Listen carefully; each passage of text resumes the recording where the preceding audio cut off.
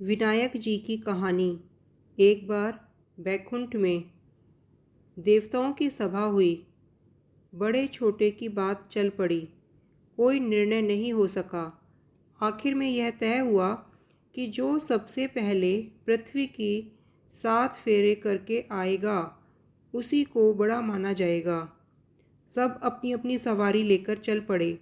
गणेश जी का भारी शरीर और सवारी चूहे की। उन्होंने सोचा कि इस तरह तो काम बनना मुश्किल है, अकल से काम लिया जाए। चूहों को बुलवाया और कहा, जाओ सारी धरती पोली कर दो।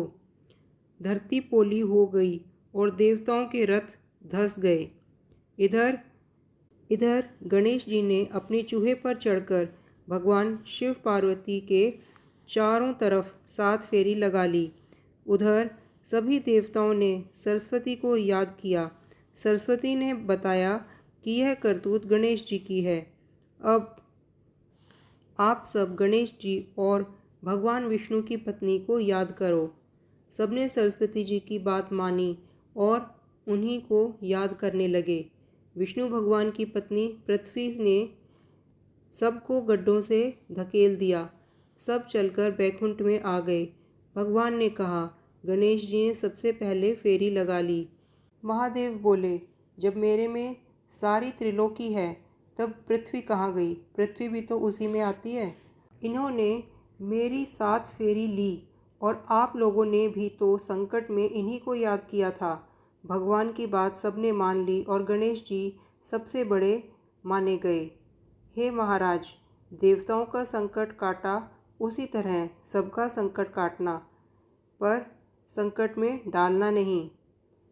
गणेश जी की फेरी के बारे में ऐसा भी कहा जाता है कि इन्होंने शिव पार्वती की फेरी लगाई थी। माता पृथ्वी रूप है। और कोई कहते हैं कि राम नाम लिखकर 7 चक्कर लगाए थे। राम नाम भी सबसे बड़ा माना गया है। एक अंधी बुढ़िया थी। रोज गणेश जी की पूजा करती, माला फेरती।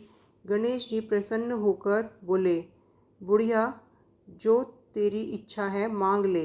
बुढ़िया बोली, महाराज, मुझे तो मांगना ही नहीं आता, क्या मांगूं? विनायक जी बोले, अपने बेटे बहू से पूछ ले या तेरे और कोई हो तो उससे पूछ ले। बुढ़िया ने अपने बेटे बहू से बोला कि गणेश जी से क्या मांगूं? बहू बोली, मेरे लिए पुत्र मांग लो। बुढ़ापे में पोते का सुख देख लो। बेटे से पूछा तो बोला, धन मांग लो। धन हो जाएगा तो सब कुछ हो जाएगा। पड़ोसन से पूछा तो बोली, बेटे बहू किसके हैं? तू तो अपना स्वास्थ्य मांग ले, नहीं तो बुढ़ापे में दुख पाएगी, पड़ी पड़ी सहेगी। अब बुढ़िया चक्कर में पड़ गई। सोचती सोचती सो गई। सुबह उठी, नहा धोकर पूजन किया। गणेश जी आए और बोले, क्यों बुढ़िया, पूछ लिया? बुढ़िया बोली, हाँ महाराज, पूछ लिया। आप मुझे यह वरदान दो कि मैं अपने पोते को सोने के कटोरे में दूध पीते देखूं। विनायक जी बोले, बुढ़िया, तू तो भोली दिखाई देती थी और मांगने के समय सब कुछ मांग लिया। अच्छा, ऐसा ही होगा, कहकर चले गए। धीरे धीरे सारी बातें होने लगी। घर में धन दौलत भी खूब हो गया। बहू के लड़का भी हो गया और बुढ़िया का स्वास्थ्य भी ठीक हो गया। हे विनायक जी महाराज, बुढ़िया की तरह सब पर दया करना। कहानी सुनाने वाले, कहानी सुनने वाले, लिखने वाले, पढ़ने वाले, सब पर दया करना भगवान जी। जय हो श्री गणेश जी की।